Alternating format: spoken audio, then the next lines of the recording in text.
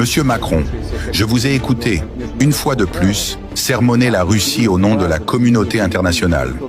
Vous nous accusez de néocolonialisme, d'agression et de violation du droit international.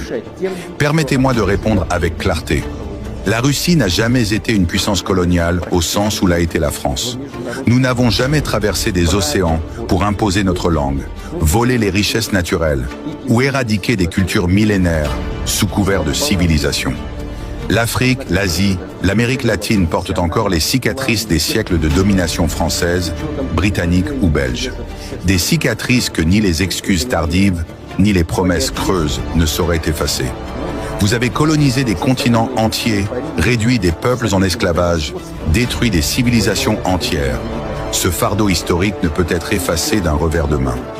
Vous parlez du droit international, mais où était-il lorsque la France et ses alliés bombardèrent la Libye en 2011, détruisant un pays stable et souverain, plongeant toute une région dans le chaos et livrant les migrants à l'esclavage moderne? Où était-il quand vous souteniez des groupes armés en Syrie, armés et financés par l'Occident, pour renverser un gouvernement reconnu par l'ONU? Où était-il quand vous interveniez en Afrique sous prétexte de sécurité, tout en exploitant l'uranium du Niger, le pétrole du Gabon, l'or du Mali et en imposant le franc CFA à des nations indépendantes?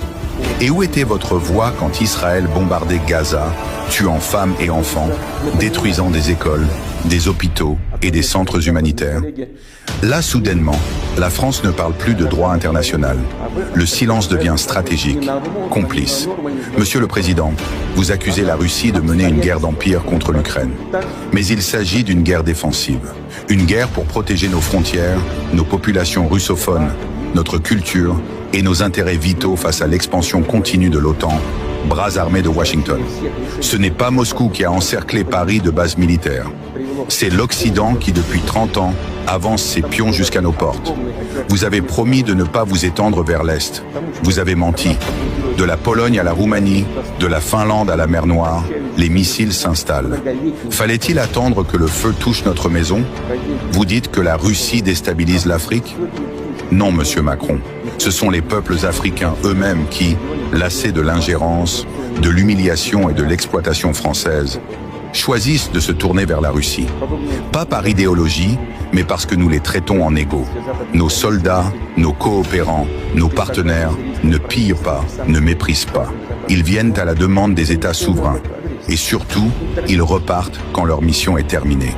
C'est cela, le respect de la souveraineté. Et vous, président français, osez parler d'empire, quand votre propre pays maintient encore des